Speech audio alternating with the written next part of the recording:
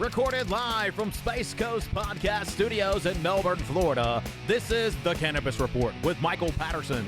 Brought to you by MGMC Farmer Group, where we make a difference. Check out the virtual tour of our cannabis cultivation facility on our website, mgmc-group.com. Now here's your host, Michael Patterson! Woohoo! How's everybody doing today? Really excited to be here. The guy to my left, that would be Mark Patterson, our producer. Hello. That's right. Mike, great, fantastic. Thanks for having me on the show. Have you on the show, Cannabis Report with Michael Patterson. And, you know, you may notice that there was a different intro to the show. We did the last one remote last week, and apparently there were some technical difficulties where we had to redo the intro, but apparently my mic wasn't working specifically for the introduction, so then you had to do it? Exactly. Basically, I had to do your job. Okay. That's what it is. I had to do your job because you weren't here to do it. Oh, right. I mean, we did the whole show perfectly fine, but apparently the intro, it just had to be done in studio. It had to be done. Well, and so that brings me to another thing that happened. Now, when we shot the previous episode, between that, we had a podcast that we did. We're going to have a guy named Brenton from Halftime Orange on a New Zealand podcast. And so we have him on in a future show as a guest, and he asked us to be on his podcast as a combo. So we get in, and they introduce us, and then Michael talks for 15 minutes, okay? Solid. And I'm sitting there, right, for 15 minutes. Right. And then Brenton goes, "So, Mark, you know, what do you do?" And then Mike interrupts him, and he goes, "Oh, this is Mark. He just reads the news." You literally said that. He just reads the news, okay? So you're throwing shade and sipping on haterade, so you need to pump the brakes, okay? And I think we just need to have this conversation right now, okay? Look. You are not going to be as cool as me, okay? Really? It's okay. Exactly. It's okay with the haterade, you know, and the shade. Look, I just want you to know, you're as close as you possibly can be on this planet to be as cool as me, but you just ain't there. You just ain't there, Mike. Okay. It's okay. Really? It's okay. You're a legend in your own mind. Look, I just read the news around here, Mike, obviously. So go ahead. Obviously, you're not reading the news. All you're doing is yapping your gum. You're just talking and talking. Nobody cares. So, I'm sorry. This is a Cannabis Report with Michael Patterson. Let me take it back to you. Okay. So we're very excited to be here. Very special show. We are with Ryan and Jaida McKeever with a new television show coming out called Hemp Valley Colorado. Definitely going to have excited to have them here in the studio.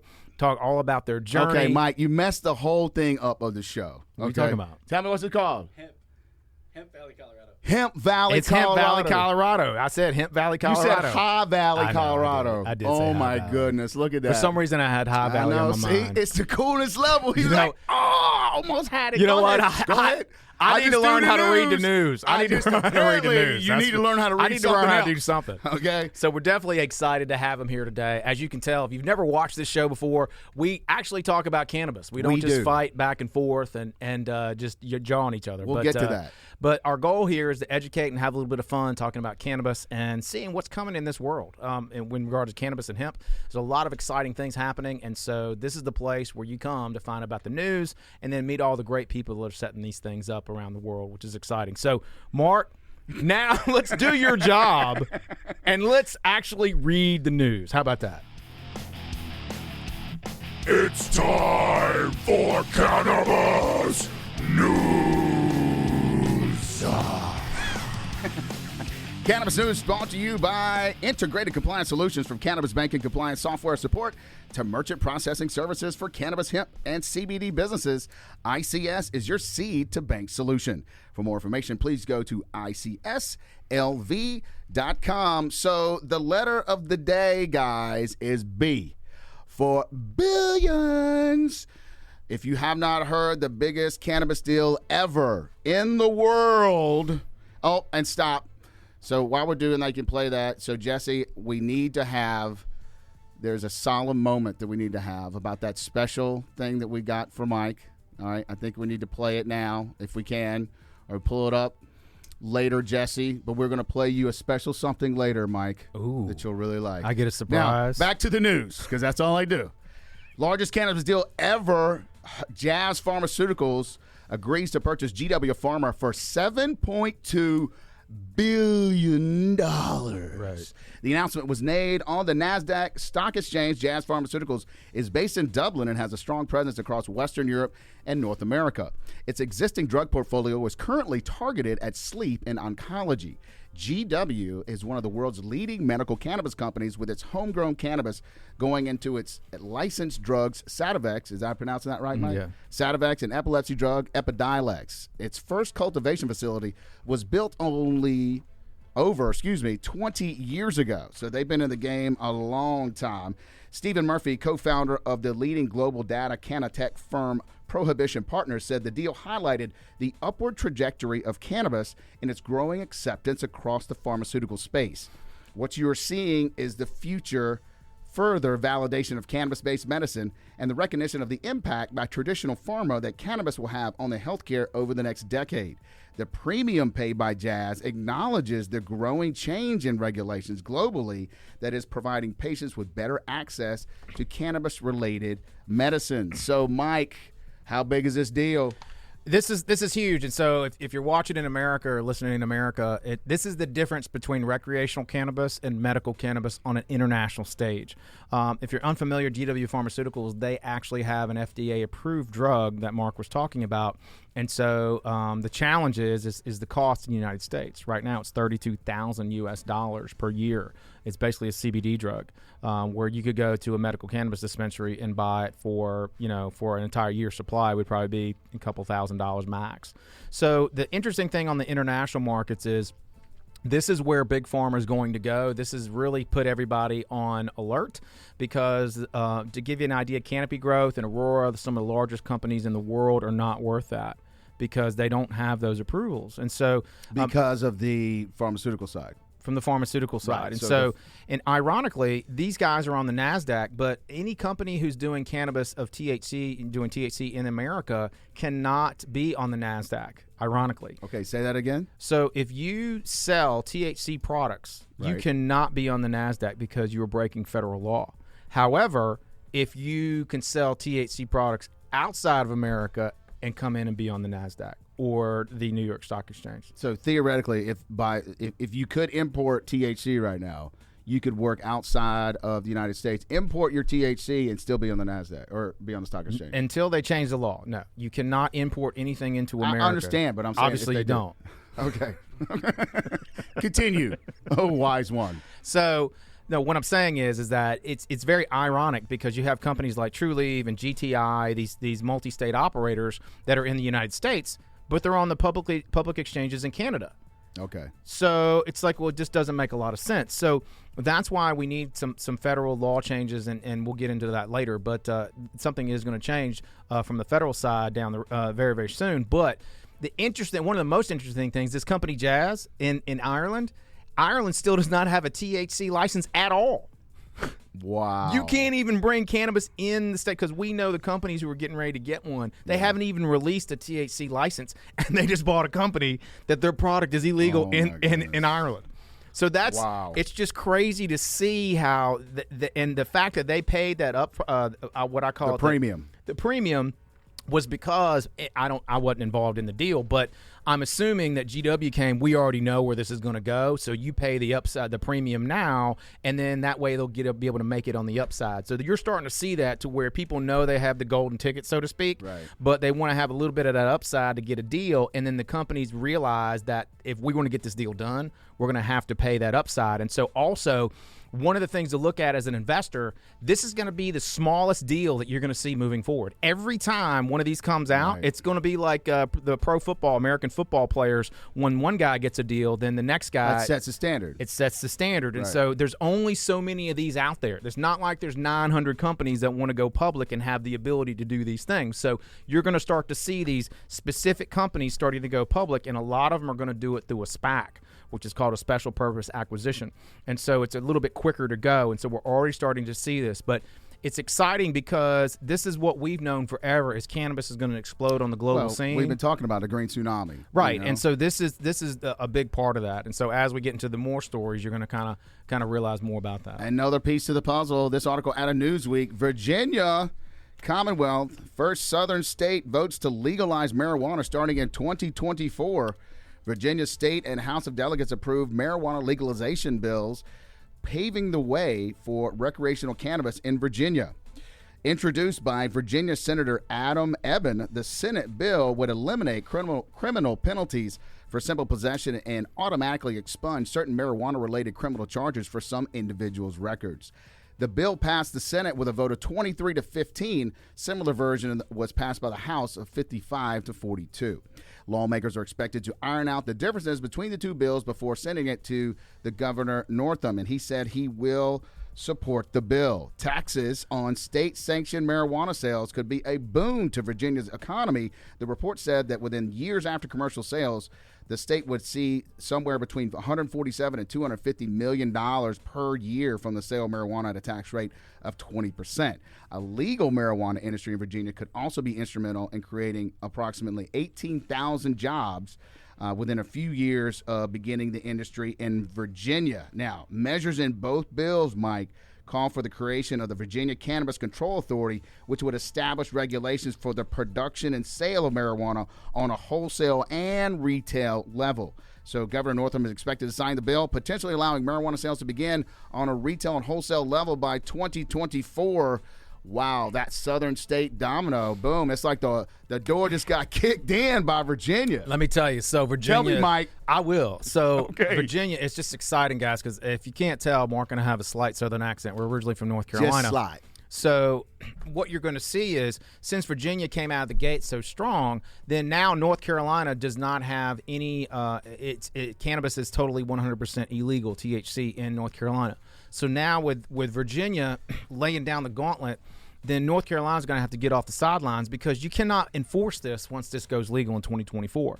Now, a lot of people have asked me about, well, why did they wait so long? Why is it going 2024? Well, a couple of reasons. One is, to me, they're smart because you want to set that marker to say this is our date we're going forward, and we need to give enough time for us to get it off the ground. The rules, regulations. Get So there the way for so the way it works is once you pass a law, and this will pass probably in a couple weeks, and so once you pass a law, then you have to go back and write the rules and the regulations. So they have to appoint members to do the Virginia Cannabis Commission Authority or whatever it is. Every state has a different one, and then they have to submit people who are going to be on that committee, and then that committee has to come up with all the rules. And so the rules are how many licenses are they going to have? Cannabis Control Authority, Mike. Whatever. Okay. So remember, what you're going to see is I read the news. I know. Go ahead. Yes, exactly. Exactly. You know it all. So what you're going to see is you're going to see they have to put people on that committee, and then they're going to have to figure out, okay, how many licenses are they going to have? What are the requirements to apply for that license? Are they going to have any social equity piece to that? A certain amount of minorities will get an X amount of license.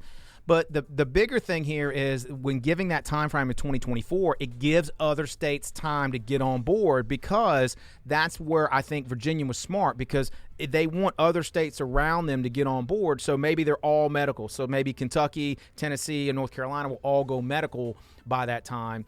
But also, they are setting this up because by the time they go legal in 2024, we theoretically could have federal legalization. Right. And so now when you're looking into this business, you really need to start thinking, if I'm going to invest in this space, I need to figure out when recreational cannabis is here in theory. So whatever you buy 15 into. states so far. Right. So whatever This'll be you buy into, you need to understand what is going to be my distribution, because once America goes legal, all those fake borders come down, all the state borders. So now you're getting into an Amazon or a Walmart mentality. So if I'm growing in Roanoke, Virginia, I could sell anywhere in the United States.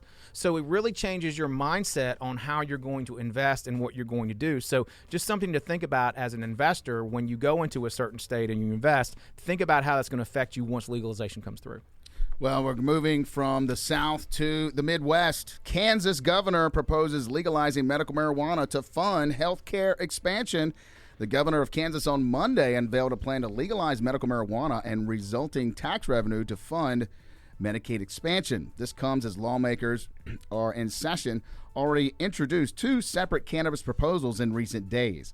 Governor Laura Kelly held a press conference to announce her legislation, arguing that the state is ready for marijuana reform, which she said would provide patients with critical alternative treatment option and would give the state the resources to expand health care with more money left over. The bill establishes the regulatory framework for the cultivation, testing, distribution, prescription, and purchase of medical marijuana. The introduction of this itself is a win for Kansas, who will benefit from medical marijuana, something that, again, our neighbors in Oklahoma and Missouri have already recognized and addressed. So, Mike, do you think because Oklahoma legalized, and you're seeing that pressure put on Kansas now, and then Colorado's on the other side? I think, honestly, it all comes down to money. I mean, think about it. If you go back to history, this is Back to the Future. The reason alcohol prohibition ended is because the federal government had no money. Yeah. So it's so funny. It was depression. And so think about it. Now we're kind of in a recession, depression, whatever you want to call it, from COVID. And so states are like, we need to find money. And so this is the interesting part is, if you're unfamiliar, Kansas is one of the most red states. Oh, yeah. They're going to be the last state to go. So go legal. So the fact that they're talking about that is absolutely huge. And the governor is a Democrat. She just got in, and but the Republican, they were saying in the article, Republican legislators, it's probably not going to get done. But that's to have that proposal in a deep red state like that. It's it just shows the power of the tsunami that's coming. Well, it does, but you're right in the fact that it probably won't pass in Kansas now, and that's okay. And but the way Oklahoma passed is because it was a constitutional amendment. And when we went out there and talked to them after it passed, we were talking to the Attorney General. I'm sitting in the Attorney General's office talking about cannabis legalization for his state, and I'm telling him, you're going to have some challenges here because there's unlimited licensing. So they have way too many licenses. Crime's going to be an issue. And it was just very surreal. I'm like, how the hell did I get in the Attorney General's office talking about marijuana? It was just really, really odd. But I guess the point I'm getting at is none of the legislature or anybody in the Oklahoma government thought it was going to pass. Not one person. And it passed with like 56%. And so they had literally done nothing. Like, they're like, well, it passed. I'm like, what are you going to do? So they're like, yeah, I guess we got to figure out a law now, like the rules. So it was just real interesting to where they had zero plan. And they didn't want to do it. And so Kansas is going to be the same way. They're not going to want to do it. They're begrudgingly going to do it. Well, this is the power of the people who are listening to this show. And if you're listening to this from overseas in another country, this is why this is going to go legal across the globe. Now in America, you're like the odd man out if you're not going to legalize. And now we need to get into the fundamentals of the economy. How are you going to create jobs for your people? How are you going to sit there and be able to have that economy move forward in your state and create those jobs? And now this is a jobs grab. And that's what people need to understand is that the longer you wait, the less jobs you're going to have, because then you're going to have massive growth centers in Florida. You're going to have massive growth centers in California. It's going to be like any other type of agriculture for that aspect. And then the whole distribution model is something that nobody's really even thought about when we go into recreational cannabis. Now, I've thought about it, and we have of course, plan, but a lot of people Where the Cannabis haven't. Report. Come on, exactly. Player. So this is. I get excited because when you get people like in Kansas talking about legalization, then you know it's pretty much imminent. Caliente, it's getting hot in here. So before I end my news segment, because it's all I do here, I wanted to let you know this is a vintage 18-year-old jersey, Mike. And Nobody still cares. fit in 2003. 18-year-olds. That's the USA Rugby not All-American. I was like in a regional competition for USA South. But I just want to let everybody know, 17-year-olds. So if you're unfamiliar, vintage rugby jersey, still can wear it. They understand the layers. No, they don't. Okay. So the layers. So Mark has a little shtick of the layers of the show is that he wears a different rugby jersey every time. Right. So Mark coaches rugby. He used to play rugby, if you haven't noticed. Okay. And so he talks about it a lot. Thank you. Pocket square. So he wanted to be there and talk about it. It's the layers. Because it's the layers. And so it has nothing to do with the news. Okay. So, well, I just want to leave that in my segment. That's the news. Mike, back to you. All right, great. We're going to take a real quick break, and then we're going to bring on Ryan and Jaida and talk about their great show. So hang on tight, and we'll be back.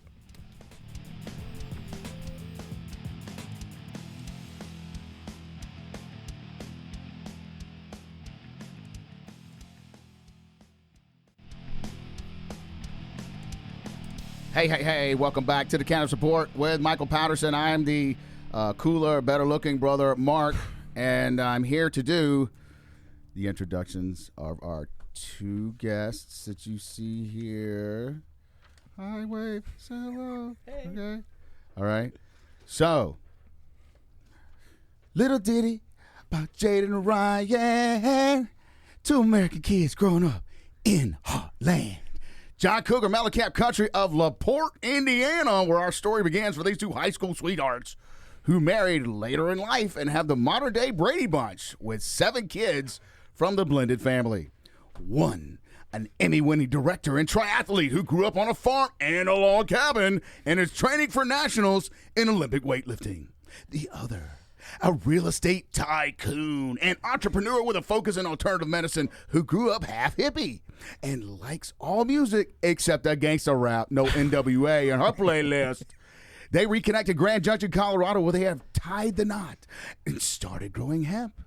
Very romantic, Ryan. Okay, way to sweep her off her feet there. Totally. Put her in a field. Go work, honey. And hey, since we're growing hemp, might as well film it, right? I mean, one of the team members is an Emmy Award-winning director. Soon we'll be able to see all the good, the bad, and the ugly about their hemp adventures in the upcoming TV series, Hemp Valley, Colorado. Let's give a warm Cannabis Report welcome to Ryan and Jaida McKeever. All right. Welcome to the show, guys. Welcome to the show. So excited to have you both here. So I love the Indiana part, and now you guys are in Colorado. And so, Ryan, I got to start with you to say, I want to hear kind of how did you get into hemp? I mean, that's the big thing that we always talk about. And the fact that you actually had the skills to do the videography and actually think about a show and kind of move in that aspect. So that's exciting. So definitely, tell us how all that got started. Man, well, let me just say it was first of all, it was a nightmare experience. I mean, there was nothing really, except the beginning, there was nothing really fun about it. It was you're bringing reality. Yeah. Right. I mean, Debbie Downer over here having a good time. Hey, there's so many people trying. Kill Bob. Well, sorry, I'm trying to save people's ass out You're there. Right. There's so many people out there that are trying to get in it now. I think it's get rich quick, right? Yeah, all these people coming off the pilot programs in states that are just coming online, like they think they're gonna, make $600,000-$700,000 off of 5-10 acres of hemp, and right. that is just not the reality. So how we got in it was I moved from Jaida and I got married. I moved from Indianapolis to Colorado. That's a whole story we're gonna get into later. Yeah, that's a whole. That's an episode. Really. Yeah. That's really like an right. episode.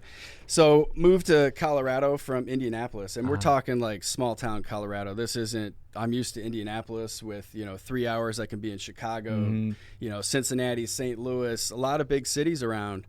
And with my career, I had to travel. Like I direct a lot of different type of projects, and so you were doing all this. You were doing the filming and all that stuff before. That's kind of your background. Yeah, I've been doing that for 20 years. Okay, so I've had a production Emmy company. Award-winning director. Exactly. Mark. So I was in the intro. I guess what I'm saying is that there's not many people in this game that are actually know the videography side, right? And the fact that you came in, because people, as you know, people come in from hemp from all walks of life. You guys are proven, and I'm proving that. So the fact that you came in from videography and understand how to do that is extremely exciting. Yeah, we have a very unique perspective, and it's told from like a boots on the ground type of approach. We are the embedded camera guys in the situation. So, when I'm planting a seed in the field, like the camera's right there. It's not like we come in for, 3 or 4 days in film. We're there. We have 87 days of filming. Wow. Over 15 months. I mean, it's like 200 hours of usable content for television. So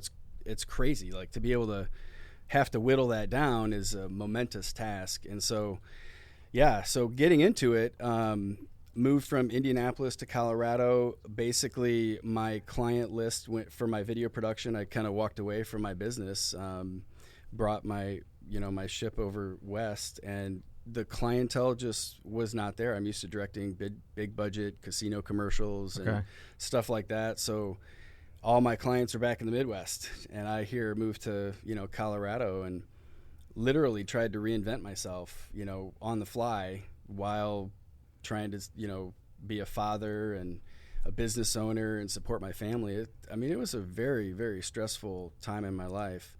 And Jaida just happened to have a 10-acre farm as one of her properties. She's the real estate mogul. And, right, exactly. I think I said tycoon. Yeah, same thing. Right.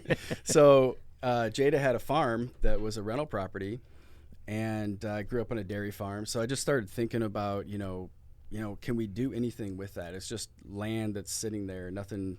There's no crops on it. The only thing that's on there right now or at that time, were horses and a hayfield that was just used for the horses. So for 20 years, it was like that.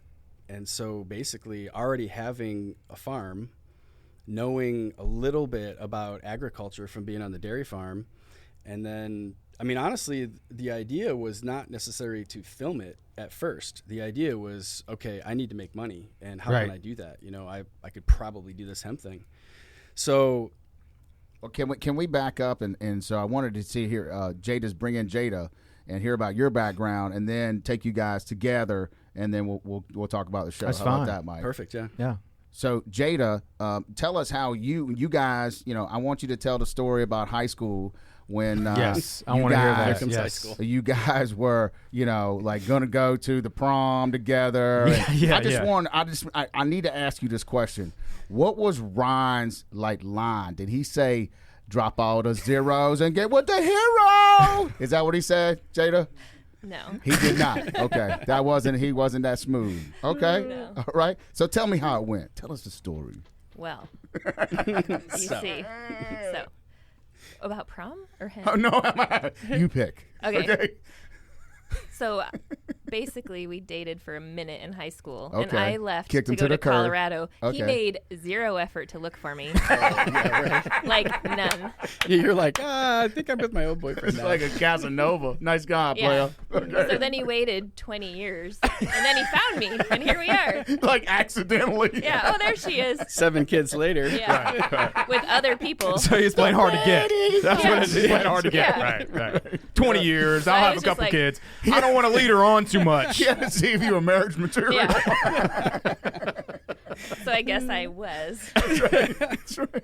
And I did not want to be a hemp farmer. Okay. What was that conversation Farmer. like? Yeah, yeah. Like, hey, honey, let's go grow hemp. Like, I couldn't even grow a house plant. I kill house plants. And like so my wife. he Can't grow shit. yeah, he showed me that he could grow house plants, and then he's like, "Hey, House plants to have. That's Yeah. how you sold her on. Hey, baby, I grow a house plant. Let's go grow some hemp outside.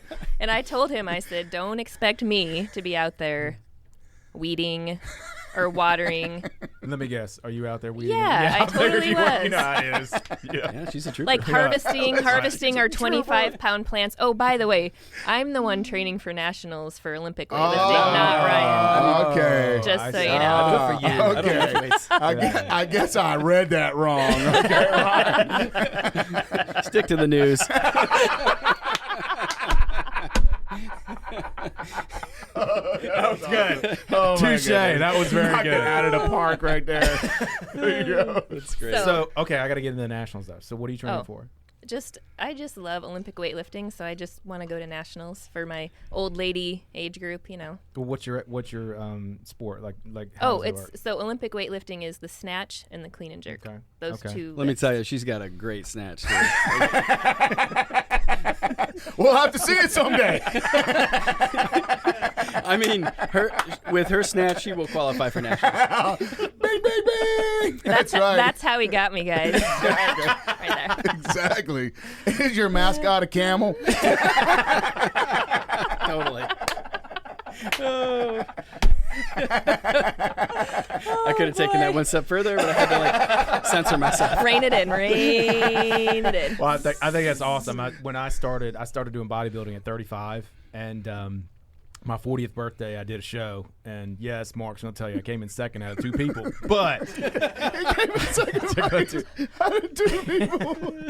you know what? And then my kids started talking trash to him, too. It was so funny. Go ahead, Mike, your story. This is compelling. But I had won other shows prior to that. But I know what it takes. I know what you're going through, and to be at that high level, I definitely respect that because it takes a lot of discipline, and I talk about that in that respect. And then, so in regards to the hemp, so you guys started growing. So you're out in Colorado, and then how did the show come about? You're like, okay, we're just going to film this entire thing and just see what happens? Well, yeah. Yep. Count it. So, and it all happened so fast. Okay. So I was working on another project that ended October 1st, literally October 2nd, 2019. I started this project, or we did. And how it came about was I didn't know anything about growing hemp, so I needed to learn how to grow hemp. So I was like, you know what? You didn't even learn. You grew that house plant. I didn't know shit. Come on, you're qualified, bro. I mean, everyone out there just thinks it's like throwing a seed in the ground and cracking a beer on the porch. You know, Right, It exactly. is like, you like have a mind fuck going through this whole thing. Yeah, It is not fun. So I had no idea what I was doing. So I was like, well, But wait a second. Why did you want to do this? well, initially it was Jada, why did he want to do this? That's a good question. yeah. Why did you do that? Well, I didn't have a career at the time. Right. Okay. So you were And looking for some income. I was trying to make money off the deal. Okay. Knowing at that point, I had heard stories that basically it was between $20 and $30 a pound. Okay. And you could do about 2,000 plants an acre, and the kind of on the low end of a yield would be about 1 pound per plant.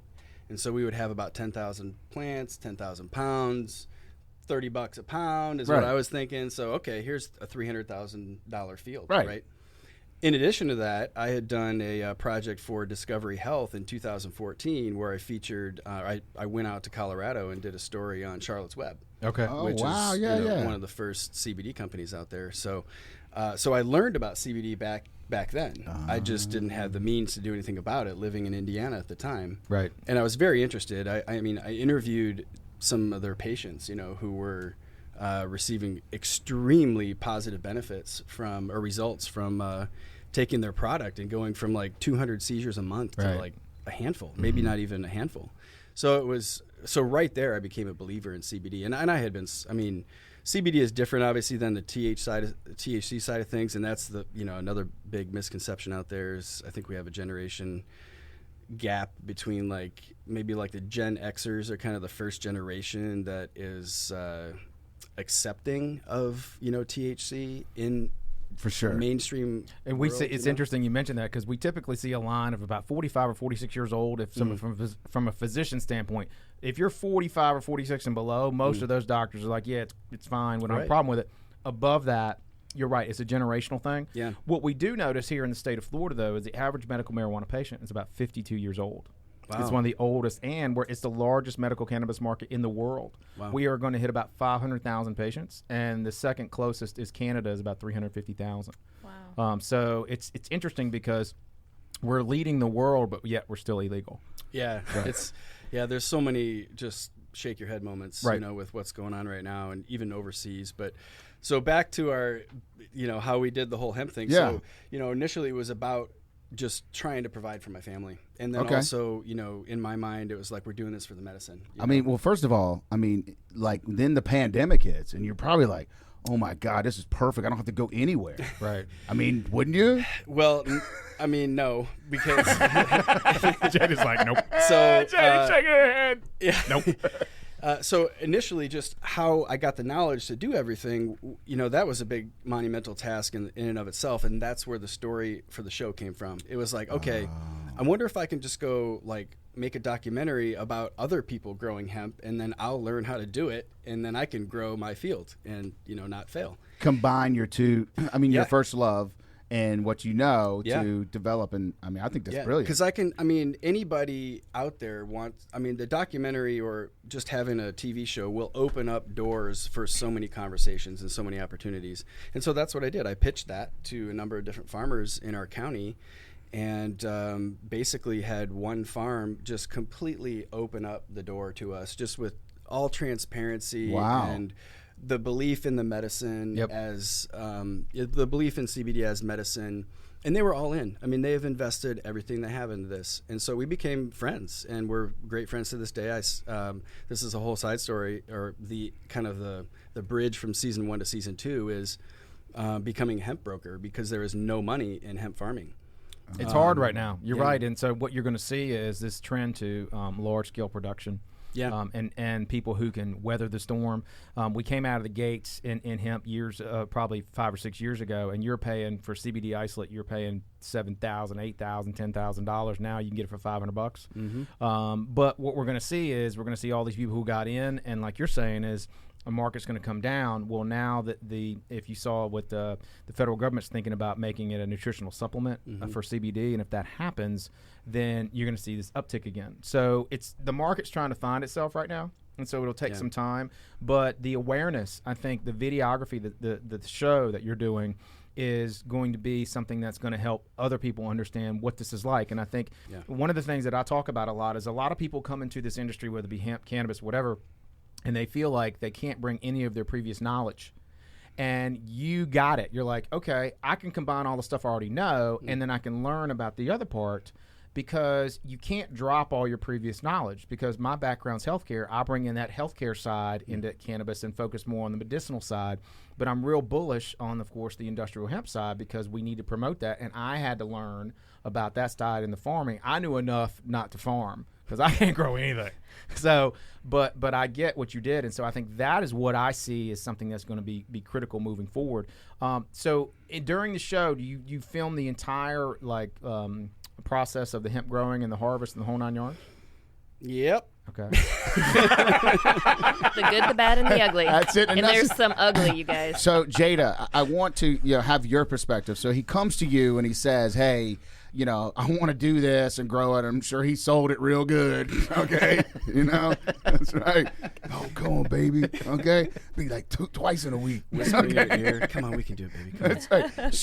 So you get on this wild ride, and then where did you kind of come in? Like, are you here with him every day? Are you doing both your businesses, and you're doing helping men on the side? Is he literally having you out there pulling weeds and stuff like that? Yeah, a little bit of everything. Okay. And I guess the thing that kept me going is when we started filming testimonials of people that use CBD. Yeah. And I mean, it makes you cry watching how these people's lives are changed from a plant that you can grow. And so that's what kept me going. And that's, when he's out there setting a timer to go change the water every 3 hours. So he's getting up at midnight, 3 a.m., 6 a.m. Wow. to drive 20 minutes to the farm to change the water.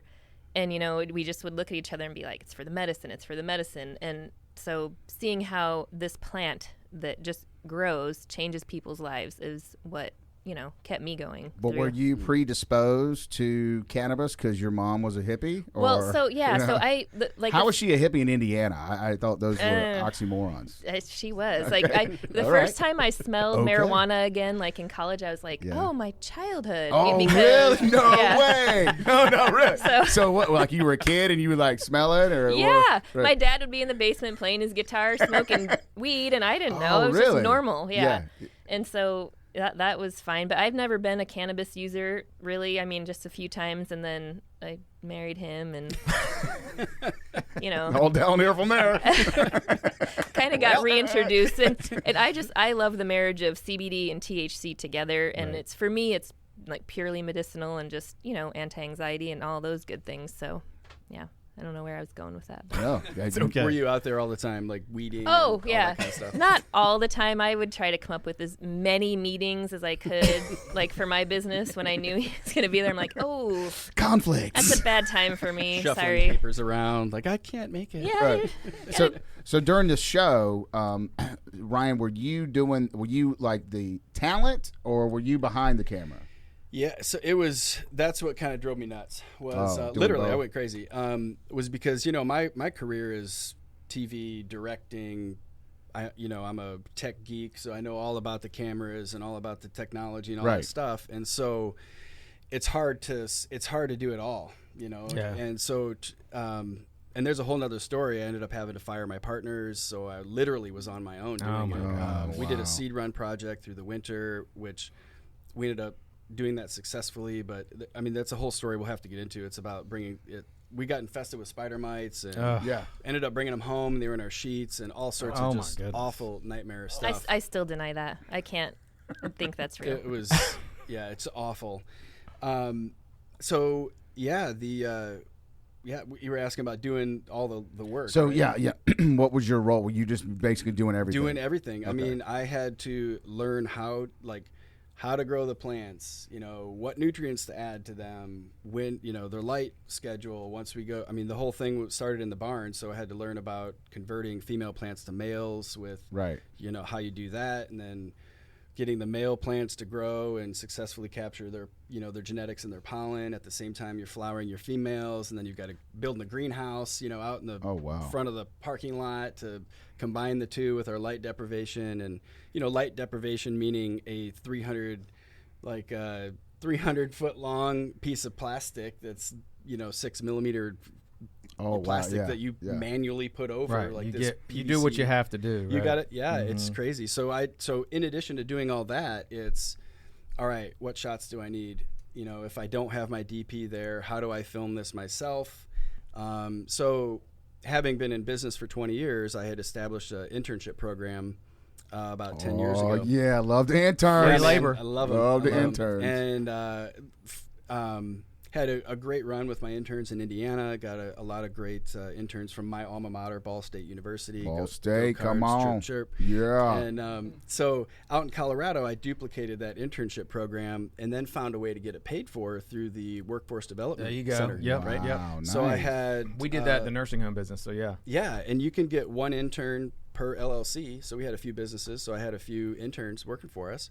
And so they were doing a variety of different things. And, I feel like some people are destined to meet, and the best intern I ever had just happened to be the guy I found in Colorado.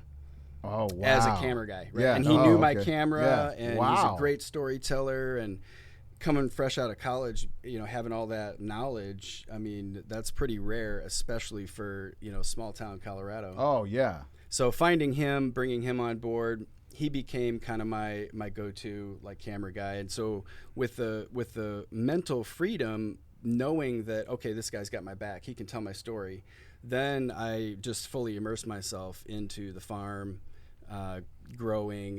And a lot of people don't think about it. It's not like corn or soybeans where you just take your product down to the local co-op. There is no co-op. Right. So most of these farmers that do this, they have no idea what to do with it once they harvest, Right. if they can even get to that point. And what we say is you really got to have a buyer before you plant. Exactly. Because if you're sitting there, and then what happens if it rots? And then what Well- happens if the price changes? And so you're getting into futures, and the industry's just not there yet because the challenge is figuring out first of all, who can you trust?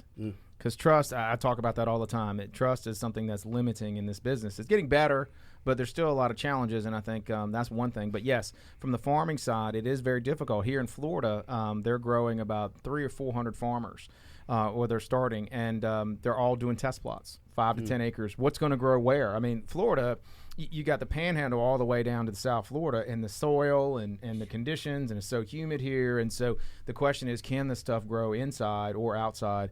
And then did you see anybody out there doing because what we're seeing is you got the outdoor side, and then you got the indoor customizable, basically indoor smokable hemp. Did you guys in the show, is it only outdoor? Did you get into any indoor stuff? There's definitely some indoor stuff where they're growing those big, beautiful buds that look like I mean, cannabis, they're gorgeous. like THC, but it's really only CBD. Yeah. Yeah, and that what we see is that's becoming a thing. Smokable hemp, whether it be cigarettes or hemp snuff or things like that, even overseas, we're seeing it where people want to buy it here, as you and I talked off air, and then ship it over. The challenge is because of the THC content, because it's so low. So if it's got to be 0.2 or 0.3, right now it's 0.3 in America. Well, in England it's 0.2. Some are 0.001. And so the challenge is, as a live product, as you and I discussed, well, a lot of places don't have the sophisticated lab equipment to test that low. So there's a push. If you saw Senator Rand Paul, a Republican in Kentucky, is trying to push to go to 1.0 THC for hemp. That's what Switzerland has done, and it's worked very well. When we ship out, we try to ship to Switzerland because these other countries, it'll usually get stuck in customs. And so one of the challenges that we're seeing is America doesn't have their proverbial shit together when it comes to regulation. Well, other countries don't either. And so that's one of the challenges that we see, is that we all have to get on the regulatory side to where everything's uniform, because like you mentioned, soybean, wheat, they've been doing that on the exchanges and commodities for decades. And so everybody knows how to do it. Well, we have to come up with that system, and I think that's what your show will help people realize why we need steady regulation. I mean, we talk about investment. I mean, it's very difficult. We deal with companies do merchant processing and for cannabis and hemp businesses because they can't get it other places. So it's interesting. I think I'm excited that America and the world's going to get to see your show, and they'll realize this is what it really is like. Yeah. So speaking of that, let's get back to the guest, Mike. Okay. So Jada, I want you to talk us through this mold, the seed, what y'all had mold in your seeds. Oh, so we Mites. didn't. We had Mites.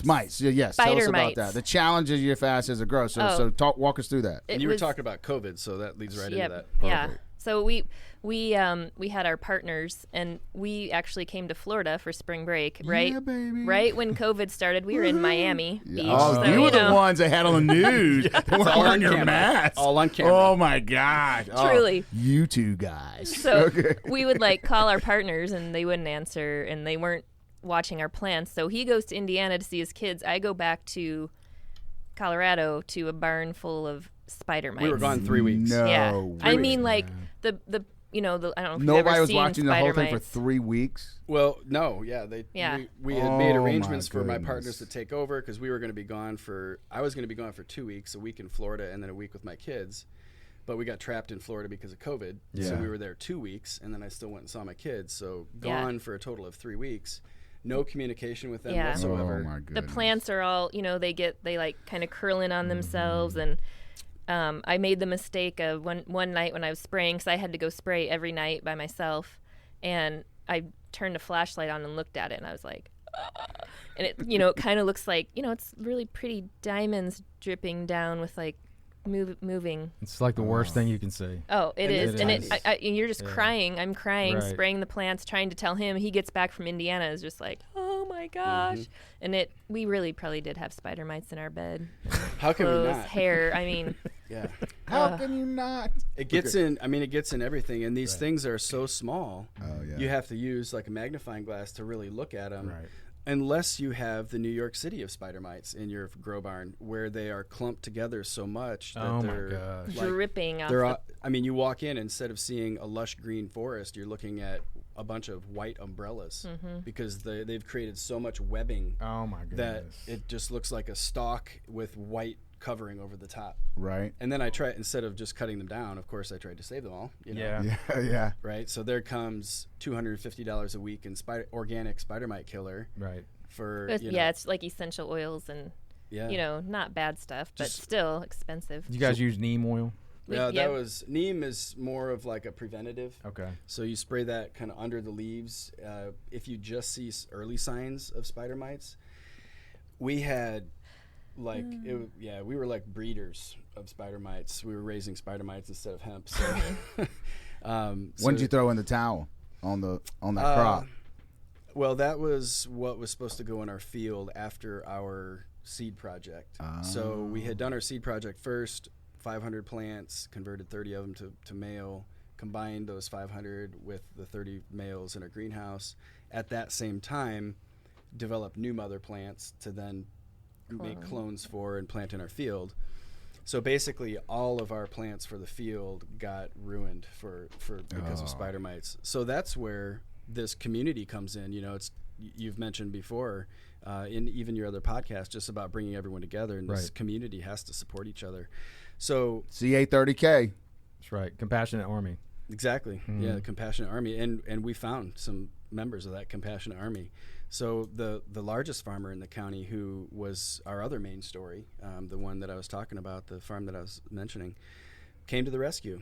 I had, because of the situation with the spider mites, I canceled our contract with our partners for the field, and just was, I'm not doing this. This is a disaster. I can't do this on my own. So just a random day, talking with my buddy, Wasey is his name, and he was like, "Hey, it looks like we're going to have about 8,800 plants left over. Do you want me to plant your field?" Wow. And I'm like, Really? "What? Yes. Wow. Is this real right now?" Right. So out of this, Holy cow. disastrous situation. Yeah. Which, by the way, I did everything I could to salvage those relationships with my two partners, which we have done successfully. And I still talk to one of them all the time. Are they watching the fields right now? No one is watching the fields right now. So then I realized that because there's no money in hemp, as far as being a farmer, that $600,000 field that I thought was going to be there ended up being $6,700. Wow. Now, you were saying the price, and that blew me away. The price of hemp when you started to where it is now. Yeah, the price of hemp when we started was between $20 and $30 a pound, and per pound meaning dried biomass Right. for CBD extraction. $20 to $30 a pound when we started. Currently, the price is 85 cents a pound. Oh my goodness. And there's $5 a pound in costs. Oh my goodness. So you can't grow it. There's Right. no way you can, unless you are vertically integrated, unless you own the fields, the genetics, the processing, extraction facility, and the product line. And that's the challenge in America is how do we get to that next level? And so with some of the things that we're working on to bring that up is to get grant money, to be able to really, we have to figure out how we can make this on an industrial scale and move it to a corn or move it to a wheat, and then move into the industrial side. And it's always that chicken or the egg. It's like, well, how do we get started? But from that experience, to me, I look at this as like you got started. That was number one, and then you're figuring out, well, where do you go next? And so maybe your expertise wasn't in the hemp, but you had to figure that out to understand to move into the video, because now you understand the market, and now you understand the thought process, and now you can put that on film better. That's what I see, because that's what. And bringing that together to be able to help others is because there's a lot of people out there listening to this and watching this and really want to get into the industry. And I'm so excited you guys are here to be able to they can start watching this when it does come out on major networks moving forward. And also, I don't want to give it away, but how did with a major grower, how was the harvest? Well, don't tell if you don't want to give it away. Don't give it away. Yeah, don't give it away. Well, the harvest itself was very successful. Okay. Yeah, beautiful plants. Yeah. Beautiful plants, big plants, lots of buds and lots of oil. Well, and let me ask you this. So THC percentage, CBD percentage for those, what were they coming in at? Ballpark. Probably, I'd say 10 to 12. Okay. Maybe for extraction. Yeah. That's pretty good. What we're seeing is people want like 12% or above if they can do it that way for flower, especially smokable flower. And we were talking, it's getting pretty big, but I was just curious in that respect. So that's pretty much in line. So with the big farmer, they are amazing people, and you're going to see that on camera. There were two situations that happened with them that unfolded over the year that we were filming with them. When we first started filming, they had a humongous deal, like $1 million deal with a foreign country. Wow. And you can probably guess which country that is. Yeah. But don't give it away. I'm not going to give anything. So I'm excited to see if he gives it away or not. He has a really hard time. He gives it away easily. Oh, really? He's pretty easy, huh? Really? Yeah. And a cheap date, too. Okay. So what happened was the $1 million deal, they could not, grow all of that themselves, right? So they had to partner with over a dozen local farmers that they have a family name. They've been a farm family, ranch family for generations. And so, all these other farmers trusted them in their contract that this could happen. These other farmers would have otherwise been growing corn or soybeans. Yeah, got it. Or a different crop. So, reputation's on the line, successful planting, successful growing, successful harvest, 1 million pounds ready to go, 32 Connex shipping containers full, like sitting there ready to go. The customer backs out of the contract that day of shipping. Nothing like the last minute. Yeah. So, and they wrote the contract. Oh my God. So that's of course now in international litigation. Right. So. Which is not cheap. Right. No. I want to go into off air. We were talking about how you guys kind of, got the show. You were talking about that experience. So to talk about that, how you ended up getting the show and partnering and figuring the guys finding you and everything. Oh, you mean our executive producers or on the hemp side? No, the show itself. So, right. So you're filming the show, and then how how did they get it picked up? I mean, how did that whole process you were talking about? Oh, right. So looking for what to do with the show. Right. So you had the video. So what did you do then? So because I come from a world where I pitch myself, I don't have an agent or an agency representing me. I would go directly to the clients and, get my projects myself. that was really detrimental to finding an outlet for this show. I didn't know anybody in Hollywood. Yeah. I don't know any agents or any. Not a lot of people from LaPorte Yeah, in LA. seriously. You know what I'm saying? I mean, it's metropolitan and all. Yeah, Right, But, right. you know. It's a booming metropolis. Didn't they film Hoosiers there in your gym? No, Prancer. Prancer. What is that? Yeah. It's the see? holiday classic. Come on. Oh, okay. Prancer. My bad. So I did Okay. interview with the director of that. Okay, there you My go. bad. Sorry, I went off tangent. So go ahead, Prancer. Okay, so that was another stressful moment in this whole process. Was trying. It was more than a moment. I mean, it's been The real story comes out. yeah, it's been years, let's say, because I was trying to find an agent or a representative to help me with my last project that I worked on just before starting the Hemp Valley, Colorado. So for 8 months, 9 months, 10 months, I was looking for an agent and just like beating my head against the wall, like, look at me, look at me, look at Yeah. what we've done. Come on, how can you not want Right. this, right?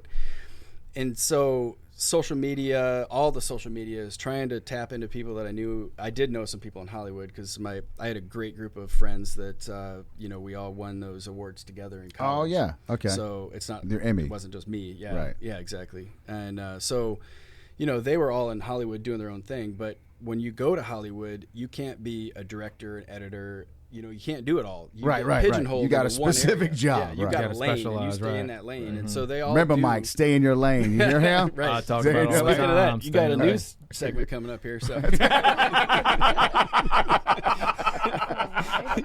Right. Boom! I love it. keep dropping it. Perfect baby. timing. I love it. So, I was very, very frustrated because here we have spent everything we have on this. I mean, we have spent everything. I've maxed out 5 credit cards. I have drained my business bank account, my personal bank account, all the loans we could possibly get. You lay it on the line. Yeah, we're over $600,000 into this right now, so it's a lot of freaking money and Right. a lot of risk. Right. And so I can't give up. I've got to Right. keep looking, and so I'm just looking in the wrong spot.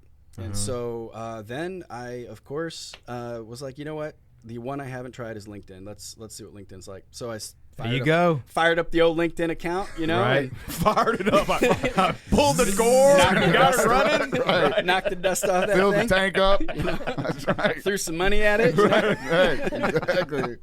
So, and then, just started meeting business people Right. in this space, not potheads. Cannabis professionals. Yeah. Okay. Yeah, There you go. cannabis Just- professionals. yes, exactly. Not potheads, not Right. guys that are carried over from the weed industry or, Right. shady people that just want to take advantage of you. Correct. You're meeting the right people. Yes. And so not only did that lead me to people at all of these different streaming services, but it led me to finding our executive producer, and it led me to finding our post-production house in LA. And so that's how it all started to come together for us, was LinkedIn and Awesome. finding Michael and Mark and, you guys, See, that's- do you heard it here from Ryan? He found us via LinkedIn because I always talk about LinkedIn is the social media platform for cannabis and hemp, period. And you're proving that point to me is that's how you're able to do that. LinkedIn is pretty much free unless you do the advanced. I don't own any stock in LinkedIn. I just want to help people who are looking to get into that because I tell people about 85 to 90% of my leads come on LinkedIn. Yeah. Absolutely. And and they're all useful tools. Right. Like Instagram is kind of like the, hey, look at me, like the show Right. and tell. It's like, here's my picture. Look what we're doing. It's kind of cool. For the weed porn the pictures, and people exactly. who don't know weed porn is just pictures of beautiful plants. Yeah. So that's what they call it. So right. so they call it weed porn. But so to me, that's where, for me, I've pushed a lot on LinkedIn, but because my background is more professional, I need to do the Instagram, and that's why my social media guy's watching us right now, and here he's like, yep, we're going to get that going, and the YouTube stuff and all that type of stuff and push that. But you're right, every social media platform helps. But I can tell you from a professional side, to get going, LinkedIn is huge. Yeah. Yeah. So that's how it all kind of came to fruition, or at least to where we are now. Right. So where's the show? When can our viewers and listeners, when can they kind of expect to see the TV series? So Hemp Valley, Colorado is being edited right now in Los Angeles. They should be finished with our pilot in a few weeks, maybe 3 weeks. So then we've already had a soft offer from one of the streaming providers. Nice. And so we are then going to be pitching to 4 of the major networks of streaming providers as soon as that pilot is done. They all are eager to see what we have. And speaking of that, what the market is right now, you and I were talking off camera about the Jim Belushi show. Explain to our viewers and listeners about that. Yeah, where is cannabis content now? Yeah. It's huge. Cannabis content is what people want to see. Okay. So that's what the market wants. Yeah, the Jim Belushi show was like a surprise hit for Discovery Channel. I feel like I think for all of us, we knew it was going to be big for sure. But mainstream media just doesn't get it now. I mean, they're starting to. Yeah. And think about it. The thing I realized, the reason I love your show is because you were forward thinking. And that's going to be the show that's going to bring on more cannabis content. So Jim Belushi is the Trojan horse, so to speak. Yeah. And to me, you guys coming in, I get excited because it's hot. We got to put the right message out there. Right. And you guys have the right message. Is like, look, if you want to do this, great. But we're going to show you the good, bad, and the ugly. Yeah. So that way, all these people like you, they all rushed in. They're like, yay, we're going to make $1 gazillion.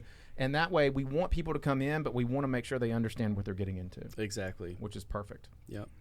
Yeah, it's an exciting journey. I mean, if you're doing it for the right reasons, then it will work out. Because I feel like this period in time right now is kind of like that weed out period, No pun intended, right. Planned that one.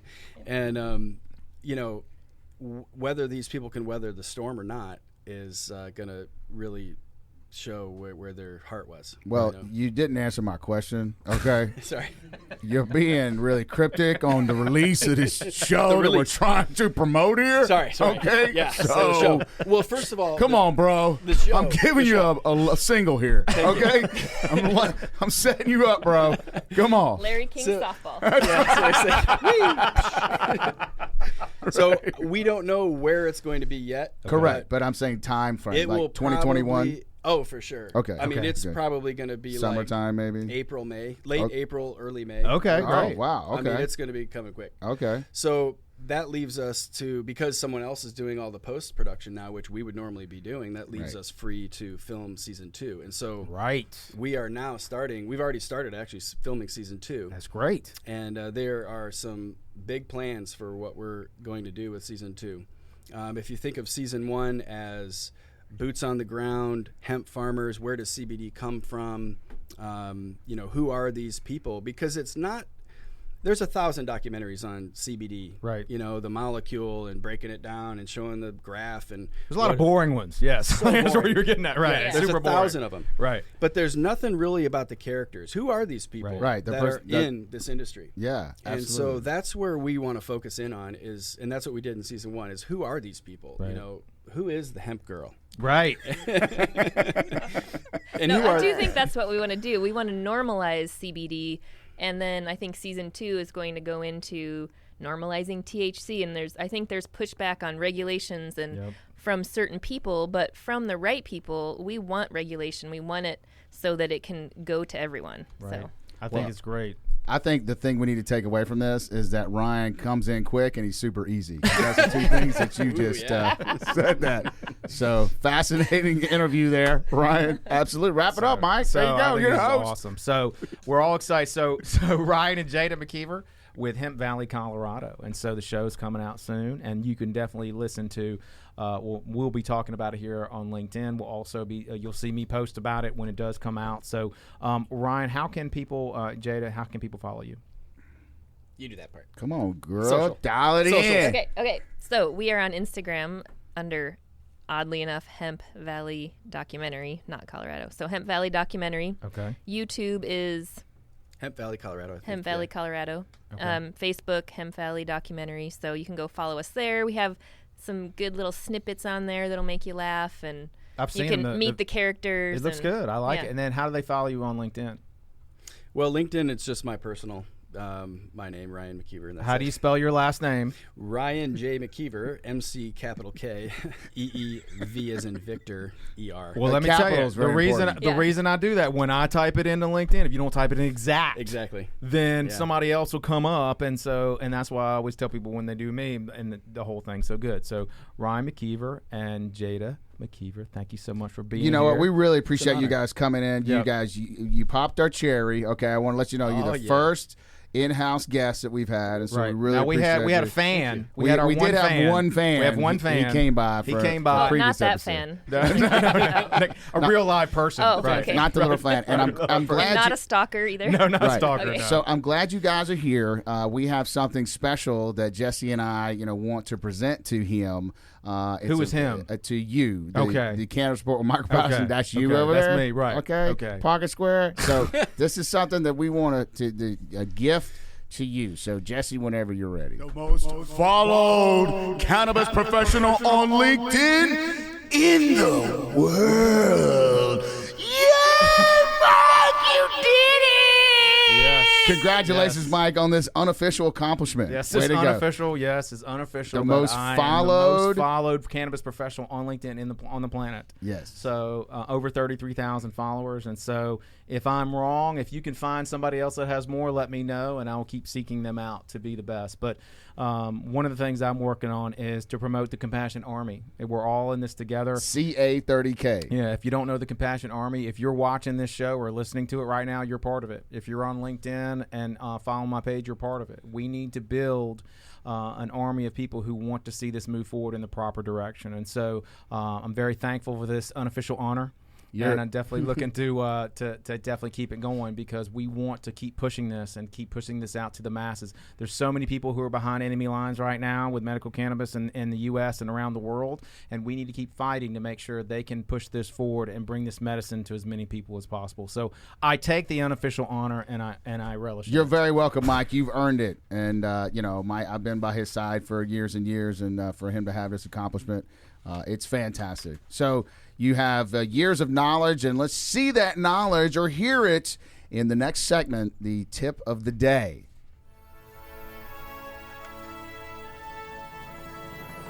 The Cannabis Entrepreneur Tip of the Day. So since I only really do the news around here, I'm going to employ Jaida. She's going to dial in the spot for the tip of the day. Go, take it ahead. Take it away, Jaida. Ooh, the tip of the day today is Self-Disrupt. They are a modern-day white glove professional branding service. If you need to be seen, they will get you noticed. If you have value to give, they make it more shareable in today's digital landscape, and you need that in this day. The bottom line is Self-Disrupt strategically crafts your legacy through personal branding content. For more information, you just need to go to theselfdisrupt.com. Theselfdisrupt.com. Boom. One Perfect. take, Jaida. One That's take. what I'm talking about. One take. That's All right. a little bit of get you some. Nice job. Entrepreneur tip of the day is always keep learning. I think Jaida and Ryan can speak to this. So one of the things when you're looking to get in something, you really need to spend as much time as you can learning about the industry. A lot of times I talk to people about connecting dots. You can't connect dots if you don't know where they are. So I typically read 15 to 20 articles a day. I'll ship them over to Zach, my social media guy with Self-Disrupt. Send him over, and he'll definitely throw those out, and he sends me some as well. Mark actually sends a couple here and there. But the main thing is knowledge, because everything is changing so quickly. I think you guys see that on a daily basis. Also, from the learning side, you really need to do that to increase your confidence. If you're going to sit there and go to a conference and you want to meet all these people and you don't know anything about the industry, you're not going to make a good impression. When people come up to me and read me rules and laws about certain states, and I say, okay, they've done their homework. They've actually researched this and they want to move forward. Another tip is, say you want to get a job in this industry, and what I hear from people in the industry who are human resources, everybody works in the cannabis and hemp industry, but nobody does their homework.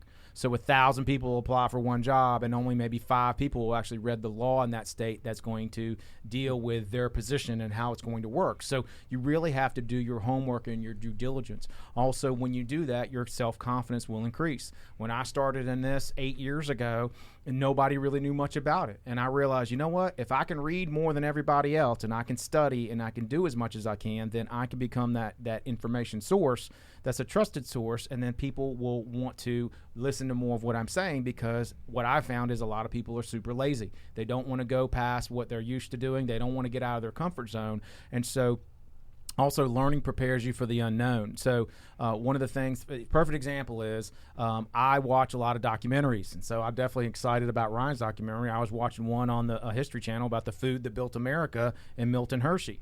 A lot of people, Hershey bars and so forth and so on. But what you may not realize is at one time, Hershey was selling all the milk chocolate to all his competitors at the same time. So he was the only person on the planet who was actually making chocolate. And so I've actually used that idea to something that we're working on currently in our global business, which is MGMC Pharma Group, to be able to supply cannabis to people all over the world and let them make whatever they want to make. So you learn a lot about not just cannabis, but continue learning in general. So the tip of the day is always keep learning. Mm-hmm.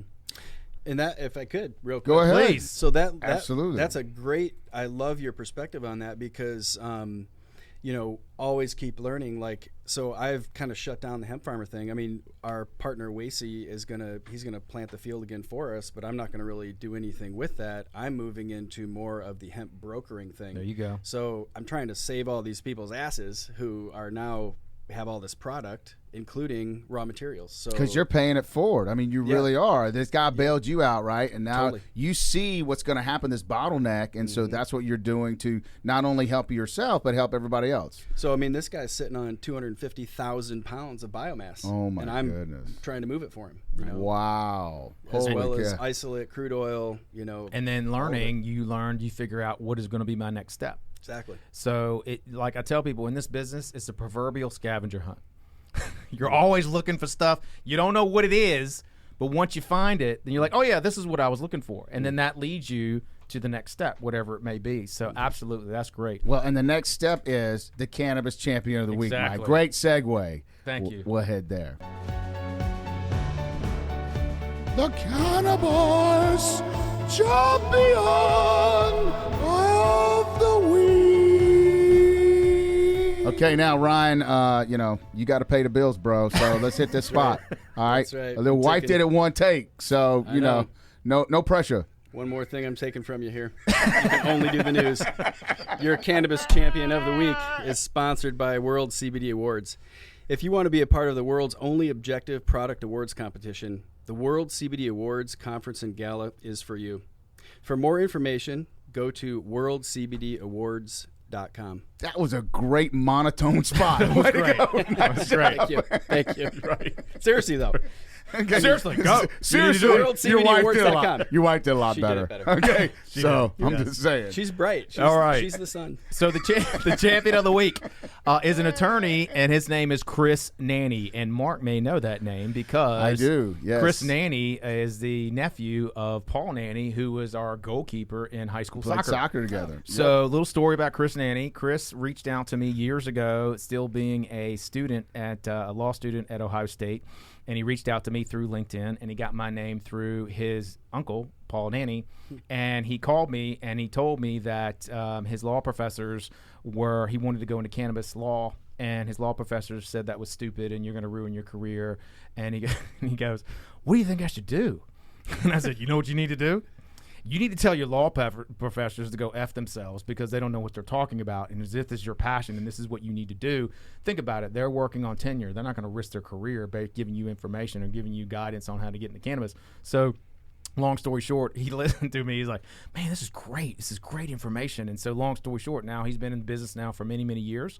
And he's a graduate of Ohio State Law School. Chris is focused on researching the law surrounding cannabis social equity programs. And he has developed a SEAT, S-E-A-T, which is Social Equity Assessment Tool, an equation to grade the efficacy of existing programs. Chris has used this formula with a case study with the LA Los Angeles Social Equity Program. Chris has written a book with others, authors, which is titled Understanding Social Equity, which seeks to offer multiple perspectives on various components of social equity.